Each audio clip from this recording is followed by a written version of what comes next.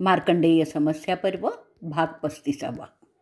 मार्कंडेय पुढे सांगतात की तो आदिदेव नंतर मला म्हणाला, अहो ब्राह्मणा, देवसुद्धा मला पूर्णपणे समजू शकत नाहीत, परंतु तू मला जास्त आवडतोस म्हणून तुला हे विश्व मी कसं उत्पन्न करतो आणि का उत्पन्न करतो ते समजवण्याचा प्रयास करणार आहे.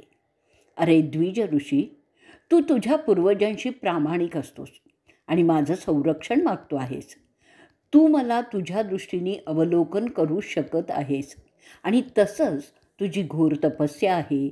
मी फार प्राचीन काळी, जो काळ या काळापेक्षा भिन्न आहे, तेव्हा मी नर नावाच्या विचारसागरात राहत होतो, म्हणून माझं पहिलं नाव आहे नारायण. हे विश्व, अरे ब्राह्मणा, मी त्या विचारसागरातून उत्पन्न करीत असतो. तो विचारसागर माझं आयन, आयन म्हणजे घर असतं, सगळ्या गोष्टींचं उगमस्थान असतं. विचार ते माझ्यातून उत्पन्न होत असतात. मी ते जसं उत्पन्न करतो तसंच निष्प्रभसुद्धा करू शकतो आणि करतही असतो. मी अनादी अनंत असा आहे. काही जण मला विष्णू म्हणतात, काही जण मला ब्रह्मा म्हणतात. मीच देवांचा मुख्य इंद्र किंवा शक्र पण आहे. माझ्या विनाशकारी रूपाला काही जण यम म्हणूनही सांगतात. मी वैश्रावण म्हणजे संपत्ती आणि मीच यम, यम म्हणजे मृत्यूही असतो. मीच सोम आहे. काश्यप्य माझ्यातूनच उत्पन्न झालेला आहे, जो ही सृष्टी चालवत आहे. मीच शिव आहे. अरे द्विजा, मला काही जण धात्री पण म्हणतात, तसंच काही मला विधात्री पण म्हणतात. मीच यज्ञाचं रूप आहे. अग्नी माझंच तोंड आहे, तर पृथ्वी माझे पाय आहेत.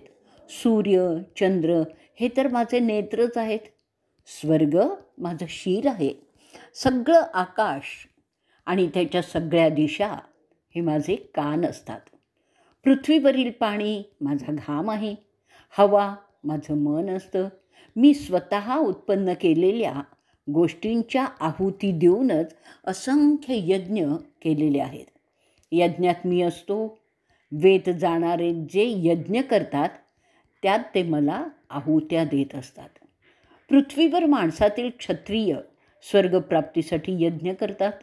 वैश्य त्यांच्या पृथ्वीवरील कामना पूर्ण व्हाव्यात म्हणून यज्ञ करतात. ते सगळं मला मिळतं. मीच शेषरूप धारण करतो. मी 4 समुद्राने वाढलेली, मेरू आणि मंदार पर्वत असलेली पृथ्वी माझ्या फण्यावर धारण करत असतो. अरे द्विज ब्राह्मणा, मीच वराहाचं रूप धारण करून त्यावेळी पृथ्वीला पाण्यातून बाहेर काढलं होतं. मीच तो अग्नी आहे, जो पृथ्वीतून उसळून बाहेर येत असतो. मी समुद्र पितो आणि पुन्हा ओकून टाकतो. हे माझ्या शक्तीमुळेच होत असतं. माझ्या शरीराच्या विविध भागातून त्या 4 प्रवृत्ती कोणत्या आहेत? ब्राह्मण, क्षत्रिय, वैश्य आणि शूद्र उत्पन्न झालेले आहेत, ज्या माणसाचा समाज घडविण्यास कारणीभूत आहेत. माझ्यातून ऋग, साम, यजू आणि अथर्व असे ज्ञानाचे 4 खांब घडलेले आहेत आणि त्या खांबावरच ज्ञानाचं घर उभं आहे. हे माझ्यातून बनलेलं असतं आणि जेव्हा वेळ येते तेव्हा ते सगळे माझ्यातच सामावले जातात. ब्राह्मण प्रवृत्ती ज्ञान, साधना आणि मला ओळखण्याचं काम करणारी आहे. ती वैराग्य संपन्न असते. तो संयमी असतो. 6 दोषांपासून विमुक्त असतो. त्याला कुठल्याही गोष्टीची आसक्ती नसते. तो निष्पाप असतो. मर्यादांचं त्याला भान असतं. त्यामुळेच त्याचं मन विचलित होत नाही आणि तो चांगलं ध्यान करू शकतो. मी संवर्तक अग्नी आहे. तो सगळं भस्म करत असतो. मी वारा आहे. आकाशात जे तारे दिसतात ते तर माझ्या त्वचेची छिद्रच समजावीत. त्या 10 दिशा माझं वस्त्र असतं, म्हणून मला दिगंबर असं सुद्धा म्हणतात. तेच माझं घर समजावं, कारण त्यात मी सामावलेला असतो. आणि असंही लक्षात घे की वासना, क्रोध, सुख, भीती आणि सारासार बुद्धी, मी माणसाला त्याचं योगक्षेम करण्याच्या कामात मदत करण्यासाठीच दिलेले आहेत.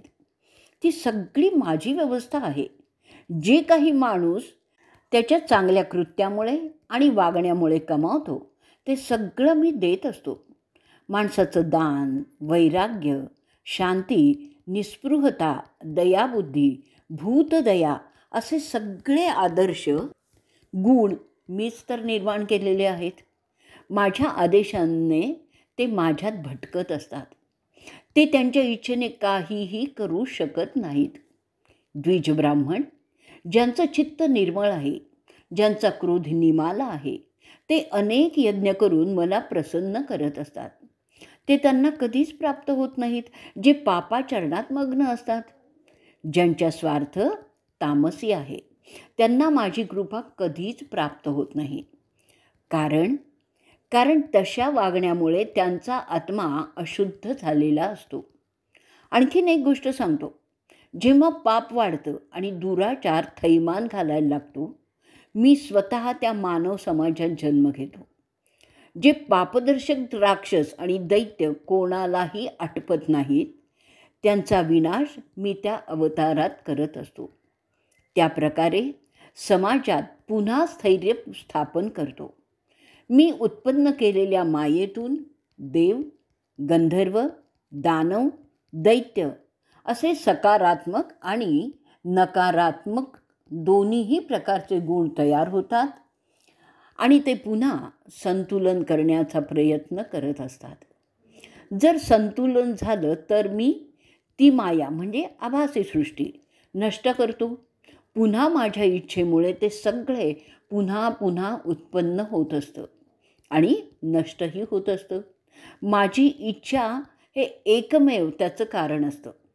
मला जर इच्छा झाली नाही तर हा खेळ होण्याचंच थांबेल. सगळं काही शून्यवत होईल. अरे ब्राह्मणा, आता तू मला विचारूच नकोस की मला इच्छा का होते. माणसाच्या आकलन क्षमते पलीकडची अशी अनेक रूपं मी धारण करत असतो. कृतयुगात माझा रंग शुभ्र असतो, त्रेतायुगात तो पिवळा असतो, द्वापार युगात तो रक्तवर्णी असतो आणि कलियुगात तो दाट काळापासून राखाडी असतो. हे रंग त्या युगातील नैतिकतेचे दर्शकच असतात. कृतयुगातील नैतिकता जर 100% धरली तर त्रेतायुगामध्ये ती 75% असते, द्वापारामध्ये 50 आणि कलीमध्ये 25% उरलेली असते. जीवनाच्या सुखाचं प्रमाण त्या प्रमाणातच असतं, त्याच्या उलट दुःखाचं असतं. म्हणून कलियुगात दुःख फार असतं आणि कृतयुगात त्याच्यापेक्षा खूप कमी असतं.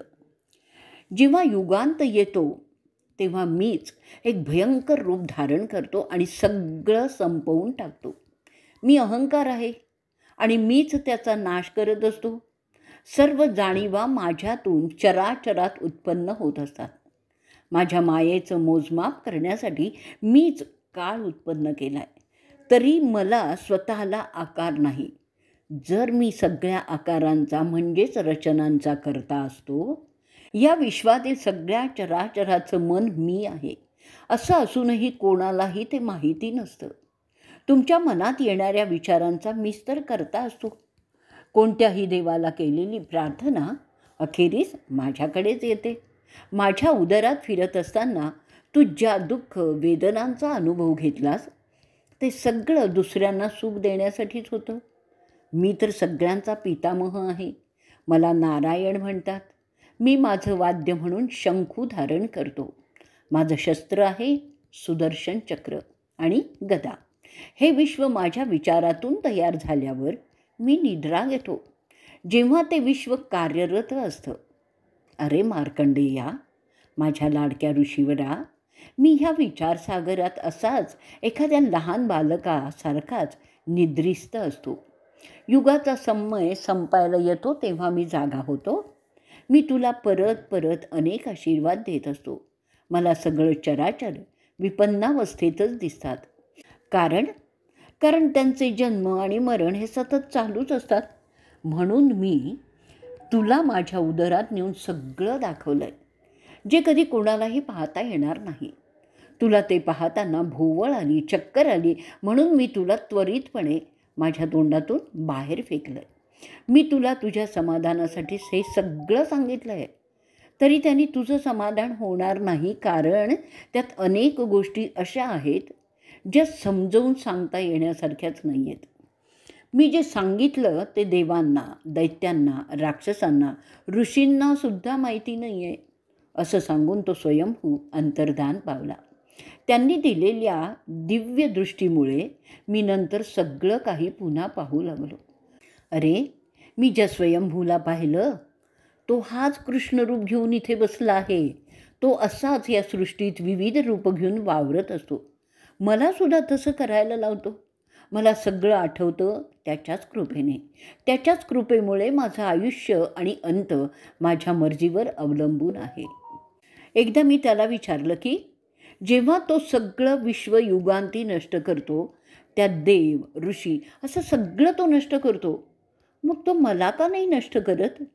तेव्हा तो मला म्हणाला, अरे मार्कंडेया, तू ह्या सृष्टीचा एकमेव साक्षीदार आहेस. कुठलीही घटना सिद्ध करण्यासाठी त्याचा साक्षीदार असावाच लागतो. तू माझ्या सगळ्या निर्मिती आणि नाशांचा साक्षीदार असल्यामुळे तू नेहमीच माझ्यासारखा अस्तित्वातच राहणार आहेस. आपण दोघे नेहमीच असणार आहे. विश्व येतील, विश्व जातील, असं त्यांनी मला उत्तर दिलं. अरे कुंतीच्या मुला, तुझा आत्तेभाऊ जो वृष्णीमध्ये जन्मलेला आहे तो तोच आहे, ज्याची माहिती मी तुला सांगतो आहे. तोच धात्री आणि विधात्री पण आहे, जगाचा निर्माता आणि विनाशक, ज्याच्या अंगावर श्रीवास्तवाची लक्षणं आहे. त्यालाच कोणी गोविंद म्हणतात. त्याला अशा प्रकारे पाहून मला जुन्या आठवणी येतात. अरे कुरुवंशाच्या राजा, त्याच्या आश्रयाने राहा, तुझं कल्याणच होईल. वैशंपायन ते सांगितल्यानंतर पुढे बोलत आहेत. त्यांनी अशा प्रकारे सगळं सांगितल्यावर सगळ्यांचं समाधान झालं. त्यानंतर सगळे पांडव आणि द्रौपदी त्यांच्या पाया पडतात. नंतर ते सगळे कृष्णाच्या पाया पडतात. कृष्ण त्यांचं वंदन स्वीकारतो आणि प्रेमाने त्यांना आश्वासित करत शांत करतो. अशा रीतीने मार्कंडेय समस्या पर्वाचा 35वा भाग इथे संपलेला आहे. मार्कंडेय समस्या पर्व भाग 36वा. वैशंपायन पुढे जनमेजयाला सांगतात. त्या विवेचनानंतर युधिष्ठिराचा उत्साह वाढतो आणि तो मार्कंडेयांना आणखीन प्रश्न विचारण्याची संमती मागतो. तो विचारतो, अहो भृगुकुळातील महामुनी, आता मला सांगा, यापुढे पृथ्वीचं भविष्यात काय आहे? मला ते ऐकण्याची फार इच्छा आहे. आपण आता जे विश्वाच्या प्रारंभाचं आणि अंताचं वर्णन केलं ते खरोखरच विलक्षण आहे. त्याचं मला फार आश्चर्य वाटतं आहे. मला त्यामुळे एक राजा म्हणून पृथ्वीचं भविष्यात काय होणार आहे ते समजून घ्यावंसं वाटतं आहे. आपण कलियुगाचं जे सांगितलं त्यामुळे माझी त्याबद्दलची उत्कंठा फार वाढली आहे. कलियुगात नैतिक मूल्यांचा ऱ्हास होण्याबद्दल जे आपण निवेदन केलं त्यामुळे त्या युगाबद्दल आणखीन समजून घेण्याची माझी इच्छा आहे. त्याच्यातील कर्तृत्व कसं असेल, ते काय खातील, त्यांचं जीवन कसं असेल, ते लोक मनोरंजनासाठी काय करतील, त्या युगाच्या संध्याकाळी काय होणार आहे, ते सगळं मला समजून घ्यावंसं वाटतं आहे. मला त्या आणि इतर सगळ्या गोष्टी तपशिलात सांगाल तर बरं होईल. आणि आपली सांगण्याची पद्धत तर फार रोचकच आहे. ते ऐकल्यानंतर मार्कंडेय ऋषी पुढे त्याला सांगायला लागतात. त्यांचं कथन ऐकण्यास स्वतः जनार्दन उत्सुक होते. मार्कंडेय युधिष्ठिराला म्हणतात, अरे पंडूच्या मुला, जे मला अनुभवायला आलं आहे, जे दिसलं आहे तेच तुला मी सविस्तरपणे आता सांगतो. मला ते सगळं माझ्या अंतर्ज्ञानाने ज्ञात होत आहे. त्यात माझे अंतर्चक्षुसुद्धा कारणीभूतच आहेत. आता मी तुम्हाला त्या पापमय कलियुगात काय होणार ते सांगतो. कृतयुगात सगळे निर्मळ होते. नैतिकता 100% होती. फसवणूक, विश्वासघात, खोटेपणा, लोभीपणा, व्यसनीपणा, भ्रष्टाचार, व्यभिचार, अन्याय, अत्याचार, हिंसा अशा ज्या काही गोष्टींमुळे पाप वाढतं त्या अजिबात नव्हत्या त्या युगात. या सगळ्या पापकारक गोष्टी नंतरच्या युगात क्रमशः वाढत गेल्या आणि अंती असलेल्या कलियुगात त्याचा कहरच झाला आहे असं चित्र मला दिसतंय. नैतिकतेची तुलना एका बैलाच्या पायाशी केली जाते, जे केवळ एक रूपक आहे. जसं बैलाला 4 पाय असतात, तशी ह्या 4 युगात नैतिकतेची आहेत असं धरून ते रूपक सांगतात. त्याप्रमाणे कृतयुगात त्या नैतिकतेचे सगळे 4 पाय शाबूत असतात. त्रेतायुगात नैतिकतेचे फक्त 3 पाय राहतात. द्वापारात फक्त 2 पाय आणि कलियुगात नैतिकता इतकी अपंग होते की तिला फक्त 1च पाय उरतो. म्हणजेच माणसाची नैतिकता जवळपास संपुष्टात आलेली असेल, अशी केविलवाणी अवस्था समाजाची झालेली असेल, असंच या रूपकातून सुचवायचं आहे. अरे युधिष्ठिरा, त्याचप्रमाणे इतर चांगले गुणसुद्धा कमी झालेले असतील. 4 वर्णाचे लोक त्यांच्या कर्तव्यात भ्रष्ट झालेले असतील. चांगल्या गुणांचा सुद्धा अशा प्रकारे गैरवापर होत असेल की ते चांगले गुण वाईट परिणाम देत राहतील. सत्याचा विपर्यास ही तर नित्याचीच बाब होईल. त्यामुळे जीवनातील निश्चितता कमी झाल्यामुळे माणसाचं आयुष्य कमी होईल. जीवनमान कमी झाल्यामुळे माणूस कुठलीही गोष्ट पूर्ण करू शकणार नाही. त्यांच्यात अज्ञान वाढेल. त्या कारणामुळे लोभ आणि मोह या दोषात तो अडकून राहील. लोभ पूर्ण होणार नाही, त्यामुळे असंतुष्टतेमुळे क्रोध आणि दुःख उत्पन्न होईल. जर लोभ पूर्ण झाला तर आणखीन जास्त मोठा लाभ, आणखीन मोठा जास्त लोभ, अशी लोभाची मालिका त्याच्या वासनात भर घालत राहील. असंतुष्टतेमुळे किंवा संतुष्टतेमुळे सुद्धा माणसं एकमेकांशी तुलना करू लागतील. त्यातून मद किंवा मत्सर वाढत जाईल. अशा रीतीने ते 6 दोष माणसाच्या विवेकाचा नाश करतील. तो अधिकाधिक भावनिक विचारात अडकून पडेल. त्यातून आणखीन मद, आणखीन मत्सर वाढतच जातात. अशामुळे त्याचं रक्त सतत जळत राहील आणि त्याचा परिणामस्वरूप त्याचं आयुष्य कमी होईल. मद आणि मत्सर माणसात खुनशीपणा, दुष्टपणाच वाढवतात. त्यातून पापाचरण सुरू होईल. अशा गुणांचा ऱ्हास होत गेल्यामुळे सर्व द्विजवर्णातील लोक शूद्र होतील. म्हणजेच कलियुगात फक्त शूद्रवर्ण असेल. प्रामुख्याने शूद्र झाल्यामुळे त्यांचे निर्णय अयोग्य असतील आणि त्या कारणामुळे अनेक समस्या त्यांच्या पुढे उभ्या होतील. सातत्याने चुकीचे निर्णय घेतले जातील. असे लोक सत्तेवर आल्यामुळे समाजाचे प्रश्न सुटण्याच्या ऐवजी आणखीनच क्लिष्ट होत जातील. कारण त्या युगातील नैतिकता एकच चतुर्थांश झालेली असेल. तरीसुद्धा रे युधिष्ठिरा, नारायणाच्या कृपेने अधूनमधून उच्च कोटीचे दैवी आत्मे समाजाच्या प्रबोधनासाठी अवतरत असतील. एक कृतयुग त्या अथंग कलियुगात एखाद्या बेटासारखं असेल. ते उरलेल्या सत्वशील व्रतस्थ लोकांना आधार देत असेल. म्हणजेच गुणांचा ऱ्हास पूर्ण नसेल. काही अपवादात्मक गुणीजन आपलं काम करीत असतील. त्या काळात निरनिराळ्या प्रकारचे वस्त्र माणसं नेसतील. सुती, रेशमी वस्त्रांपेक्षा ते भिन्नच असतील. त्या काळात पुरुष आपल्या पत्नीला बरोबरीचा म्हणजेच मित्रत्वाचा दर्जा देतील. माणसं सर्व प्रकारचे मांसाहार, मत्याहार, शाकाहार असेच करतील. शाकाहाराचं प्रमाण वाढलेलं असेल. व्रतस्थ राहणारी माणसंसुद्धा लोभात अडकतील. भांडण, मारामाऱ्या, कलह हे तर नित्याचंच असेल. त्यावरूनच माणसाची ताकद अजमावली जाईल. अध्यात्मसाधना कमी झालेली असेल. त्याऐवजी दंभ, मिथ्याचार वाढलेला असेल. योगाच्या नावाने भलतंच काहीतरी आचरणात आलेलं असेल. ईश्वर न मानण्याचं प्रस्थ वाढत जाईल.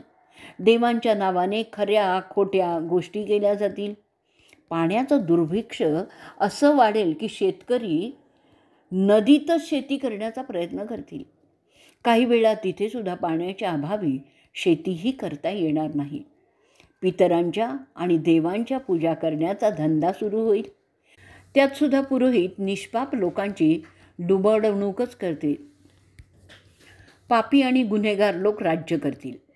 सज्जनांवर खोटे नाटे आरोप करून त्यांना निष्प्रभ करण्याचा प्रयत्न होत असेल. ब्राह्मण त्यांची व्रतस्थता पाळणार नाहीत. त्यांना वेदांचा विसर पडेल. पित्याच्या चिजा म्हणजे कपडे वगैरे पुत्र वापरेल, तर पुत्राच्या पिता वापरेल. असं होईल, जे हल्लीच्या नीतिशास्त्रात वर्ज्य समजलं जातं. कर्मकांड विनाशुचिता पाळलं गेल्यामुळे ते निरर्थकच ठरतील. यज्ञकार्याबद्दलचं ज्ञान हरवल्यामुळे यज्ञ करणारे याज्ञिक, ऋद्विक आणि पुरोहितही नसतील. तरी खोटे यज्ञ होम होतच राहतील. त्यातून भाविकांची फसवणूक होत राहील. मुलं पित्याचा खून करतील आणि पिता मुलांचा घरात कलह माजलेले असतील. असंख्य मुलं पोरकी होतील. बायका व्यभिचारात मग्न होतील. सगळे जग म्लेंछ म्हणजे इस्लामी झालेले असेल. म्लेंछ धर्माचं प्राबल्य वाढलेलं असेल. त्यांचे रिवाज, त्यांच्या चालीरीती यांचाच आग्रह असेल. म्लेंछीकरणाचं म्हणजे अरेबिझायशन दबाव आणले जातील. लहान मुलांना मोठ्या माणसांची कामं करावी लागत असतील. दुःख, चिंता ह्यांनी माणसाचं जीवन त्रस्त झालेलं असेल. असहाय्य, गरीब, अपंग अशा लोकांची तर परवडच होत असेल. उनाडकी आणि शौर्य ह्यातील फरकच समजला जाणार नाही. शौर्य समजून उनाडकी, मवालेगिरी ह्यांनाच उत्तेजन दिलं जाईल. शिस्तीच्या नावाखाली दुष्टपणा केला जाईल. एकमेकांचे अपमान करणं हे तर गमतीचं समजलं जाईल. राजसत्तेत उनाड माणसं सत्तेवर असल्यामुळे उनाडकी शिष्टाचाराचाच भाग असेल. बुद्धिहीनतेमुळे प्रश्न चर्चा करून सोडवण्याच्या ऐवजी द्वंद्वाने, खून खराबा करूनच सोडवले जातील. गोष्टी मुद्द्यावरून गुद्द्यावर जातील. त्या युगाच्या अंतकाळी भ्रष्ट क्षत्रियांचंच महत्त्व असेल. दुष्टपणा हा क्षत्रियांचा गुण असेल. फक्त त्रास देणं हा त्या क्षत्रियांचा उद्योग असेल. प्रजेचं रक्षण, संरक्षण करण्याच्याऐवजी त्यांचा छळ ते करीत असतील. चोऱ्या करणं, छळ करणं, लूटमार करणं असे उद्योग ते क्षत्रिय करत राहतील. लग्न मुलीच्या इच्छेने म्हणजे प्रेमविवाह होतील. ठरवून लग्न करण्याची पद्धत कमीच होईल. राजकर्ते जनतेची लूट करण्यासाठी विविध प्रकारचे कर, पट्ट्या, दंड असे बहाणे करतील. सर्व जग म्लेंछ झालेलेच असेल. युगाच्या अंतकाळी परिस्थिती एवढी बिघडलेली असेल की उजवा हात डाव्या हाताची फसवणूक करील. इतकी विश्वसनीयता संपुष्टात आलेली असेल. पाखंडी विद्वान म्हणून पूजले जातील. विविध प्रकारे फसवणुकी होत राहतील. भित्रे लोक हिंमतवाल्यांना कामाला लावून त्यांच्या कामाचं श्रेय घेऊन मान मरातब मिळवतील. फक्त पैसाच काम करेल. बाकीचे गुण विकत मिळतील. ज्याच्याकडे धन तो शहाणा, ज्याच्याकडे नाही तो मूर्ख अशी रीत होणार आहे. कलियुगाच्या शेवटच्या काळात जगातील माणसं सगळी तयार खाद्य खातील. घरात खाद्यपदार्थ बनवणं देखील थांबेल. खरे ब्राह्मण, कुलीन क्षत्रिय आणि खरे वैश्य आढळणारच नाहीत. सगळेच भ्रष्ट असतील. बाप मुलाशी व्यापार करेल, मुलगा बापाशी धंदा करेल. सगळं पैशांनी मोजलं जाईल. मित्र मित्राला फसवेल. फसवणं म्हणजे पुरुषार्थ असंच चित्र दिसेल. न्यायालयात न्याय मिळणार नाही. न्यायसुद्धा विकला जाईल. त्यात काहीच गैर नाही असं समजलं जाईल. ती तर एक जगरहाटीच असेल. राज्यकर्ते प्रजावर अन्याय बिनदिक्कतपणे करतील आणि प्रजासुद्धा सरकारची फसवणूकच करत असेल. दोघेही आपापल्या बदकर्माचं समर्थनच करत असतील. गहू आणि जव मुख्य आहार होईल. मांसाहार कमी होईल. शाकाहाराचं प्रस्त वाढेल. अरे युधिष्ठिरा, म्लेंछ धर्माचं प्राबल्य वाढल्यामुळे लोक श्राद्धही करणार नाहीत. त्यामुळे पितर उपाशी राहतील. देवता नाराज होतील. त्याचे परिणाम उद्भवतील, परंतु त्याची पर्वा कोणीही करणार नाही. गुरुजनांचं हसं केलं जाईल. शिक्षक विद्यार्थ्यांच्याकडे दुर्लक्ष करतील. पती पत्नीत प्रामाणिकपणा राहणार नाही. धर्माच्या नावाने खोट्या गोष्टींचा प्रचार होईल. दुष्काळ वेळोवेळी पडतील. वेश्या व्यवसाय भर रस्त्यावर होत असेल. समलिंगी संबंधांचं कौतुक वाढेल, त्याचे समर्थक रस्त्यावर उतरतील, प्राचीन मूल्य धुडकावून लावली जातील, त्यांचं समर्थन करणाऱ्यांची छी-थू होईल. अनैतिक संबंध नित्याचीच बाब असेल, त्यात काहीच गैर नाही असंही समजलं जाईल. व्यापार कार्यात, वजनात, भावात, वस्तूच्या दर्जात खोटेपणाचा तर नित्याचाच अनुभव येईल. त्यामुळे जीवन असुरक्षित होईल. धर्मशास्त्राचं ज्ञान नसलेले पौरोहित्य करतील. असुरक्षितता, माणसांमध्ये क्रौर्य निर्माण होईल. असं जरी सर्वत्र होणार असलं तरी युधिष्ठिरा, त्यातसुद्धा काही त्रेतायुगाची आणि द्वापार युगाची बेटं असतील, जिथे परिस्थिती उत्तम असेल. चांगले लोक तिथे जाण्याचा प्रयत्न करतील. नैसर्गिक साधन सुविधा धंद्याच्या मतलबासाठी नष्टच केली जातील. सरकारच दरोडेखोर होईल. त्याविरुद्ध आवाज करणाऱ्याला शासन होईल. चोराच्या उलट्या बोंबा अशी परिस्थिती सर्वत्र आढळेल. सरकार कराच्या ओझ्याखाली प्रजेला हाल अपेष्टा भोगायला लावतील. देवांची पूजा न करता माणसाची हाडं तसंच मृतांचे अवयव जे भिंतीत जमिनीत पुरले आहेत ते पूजतील. विधात्याची, कुलदेवतेची पूजा करण्याऐवजी लोक मेलेल्या माणसाला देव समजून त्याची पूजा करतील. त्याच्याकडे आणाभाका करत असतील. भूतांची पूजा केली जाईल. साधू संतांची देवळं बांधली जातील. व्यसनीपणा, अभक्षभक्षण, अर्वाच्य वाचा असे दोष स्वतःला श्रेष्ठी सांगणारे करत असतील. मोसमाचे नियम राहणार नाहीत. कधीही पाऊस पडेल, त्यामुळे शेतीचं गणितच चुकेल. वर्णव्यवस्था पूर्णपणे कोलमडून पडेल, पण त्याची क्षिती कोणालाही नसेल. ग्रह ताऱ्यांमध्ये अशुभ योग दिसून येतील. अतिदरिद्री आणि अतिश्रीमंत असे समाजात वर्ग पडतील. आकाशातून अनिशींचा पाऊस पडेल. काही तारे जे एरवी मंद प्रकाश देतात ते सूर्यासारखे तेजस्वी होऊन चमकायला लागतील. सूर्य राहूच्या छायेत जाईल. संततधार पर्जन्यवृष्टीमुळे सगळीकडे पाणीच पाणी होईल. पिकांवर रोग पडतील. शेतीचं उत्पादन कमी होईल. बायका पुरुषांवर हल्ला करून जातील. त्यांचा भांडखोरपणा फार वाढेल. त्यांच्यापुढे पुरुष टिकू शकणारच नाही. आप्त एकमेकांचे बळी घेतील. विनाकारण अथवा क्षुल्लक कारणावरून मोठमोठ्या आगी लागतील. राहू सूर्य गिळून टाकील. भिकारी रस्त्यावर मरून पडलेले दिसतील. युगाच्या शेवटच्या काळात कावळे सतत ओरडत असतील. कुत्री, कोल्हे, गाढवं जोरजोराने ओरडत असतील. मित्र राहणार नाहीत. लोक देश सोडून जातील. कामधंद्यासाठी परदेशात जाणं नेहमीचंच झालेलं असेल. अशा प्रकारे तो युगांत अनुभवल्यानंतर पुन्हा नवीन सुरुवात होईल. ती मला दिसू लागली. लोक पुन्हा त्यांच्या चांगल्या सवयी आचरणं जास्त चांगलं असं समजून त्याप्रमाणे त्यांच्यात फरकही होऊ लागेल. समाजातील 4 वर्णाचे लोक आपल्या जबाबदाऱ्या समजून वागायला लागतील. जसे माणसात बदल होतील त्याप्रमाणे विधातासुद्धा अनुरूप होत असल्याचं दिसू लागेल. त्यावेळी सूर्य, चंद्र, गुरु हे 3 एकाच पुष्य नक्षत्रात येतील.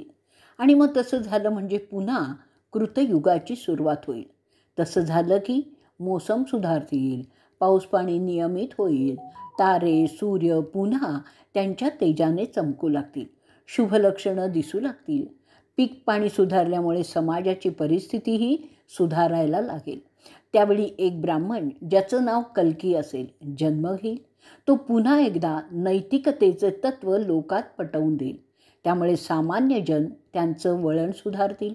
समाजाची नैतिकता सुधारू लागेल. मर्यादा तत्त्व पुन्हा लोक समजायला लागतील. कल्कीचा जन्म उच्च कुलीन ब्राह्मण कुळात संभल नावाच्या नगरात होईल. त्याच्याकडे सगळी आयुधं म्हणजेच रथ, लढवय्ये, चिलखतं, शस्त्रास्त्र सज्जच असतील. त्याला जेव्हा वाटेल तेव्हा तो ती वापरू शकेल अशीच व्यवस्था असेल. तो समाजात न्याय आणि सुव्यवस्था स्थापन करण्यात यशस्वी होईल. तो राजांचाही राजा बनेल. तो सदैव अजिंक्यच ठरेल. त्याच्या पुण्यप्रभावामुळे सगळेच त्याचं ऐकायला लागतील. जे विरोध करतील त्यांचा तो पुरता बिमोड करेल. असा तो तेजस्वी ब्राह्मण सगळे अयोग्य जे उत्पन्न झाले ते नष्ट करून टाकेल. अशा रीतीने नवीन युगाची तो स्थापना करेल. इतर ब्राह्मणांच्या मदतीने तो सगळे म्लेंज जिथे म्हणून लपलेले असतील तिथून काढून त्यांना मारूनच टाकेल. अशा रीतीने मार्कंडेय समस्या पर्वाचा 36वा भाग इथे संपलेला आहे.